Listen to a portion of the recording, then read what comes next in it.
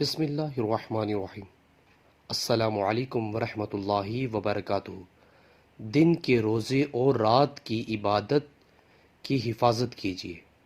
نبی کریم صلی اللہ علیہ وسلم نے ارشاد فرمایا، بہت سے روزے دار ایسے ہوتے ہیں جنہیں روزے سے سوائے بھوک اور پیاس کے کچھ حاصل نہیں ہوتا، اور بہت سے راتوں کو قیام کرنے والے ایسے ہوتے ہیں جنہیں رات کے قیام سے سوائے شب بیداری کے کچھ نہیں ملتا۔ اللہ اکبر۔ ویورز، اللہ تعالیٰ سے دعا ہے کہ اللہ تعالیٰ ہمارے بھی رمضان مبارک کے روزے اور راتوں کی عبادات کو قبول و منظور فرمائے۔